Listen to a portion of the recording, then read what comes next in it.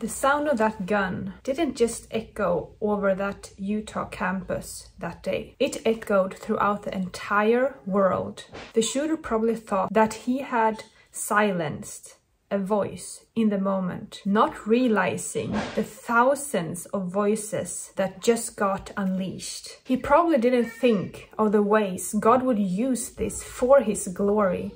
When he pulled that trigger. What hate is able to destroy, God can use for good. The devil comes only to steal, kill, and destroy. But in that moment, he probably forgot that Jesus and Jesus alone is able to take back whatever the enemy stole and to make something even better out of it. Jesus defeated death so that we can live. And whatever the devil tries to destroy, Jesus brings beauty from those ashes, and he raises up dry bones and make them come alive. All things work together for good to them that love God. The devil can try as hard as he wants, but Jesus will always be above, because his name is above every other name. His name is above all powers and authority here on earth. The devil might have the power to kill, but only Jesus has the power to bring back to life. He has the ultimate authority over sin and death. It's really interesting to see the impact that Charlie Kirk's death has had. First in the US,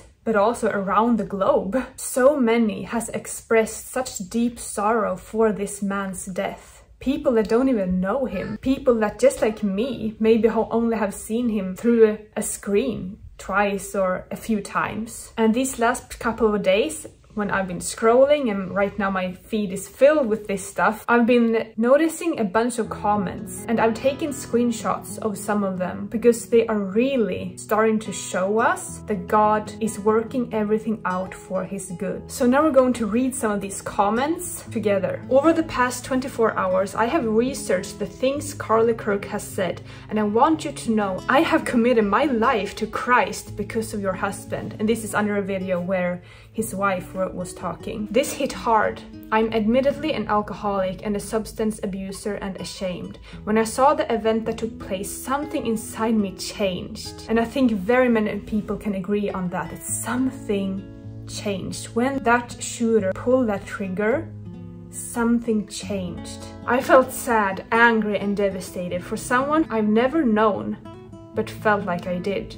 Something inside me changed for the better. 2 days sober now. I pray for Charlie and his family. Life goes on, but his name will live forever. Born Christian, turned atheist around 10 years ago. For the first time in a long time, I prayed for your husband, for you and your children. I'm going to church soon to get back in touch with our Father. Charlie's offered me another chance to renew my faith. I'll be there on Sunday. And I would love to hear you guys. Comment down below, have your churches been more filled this Sunday than usual? We are going to church after 30 years of not going. That would not have happened without this. So here we can clearly see that God can use this, how devastating it is. He can still use it for good. I'm returning back to church after 23 years. I purchased my first Bible, and I'm closer to God today because of Charlie.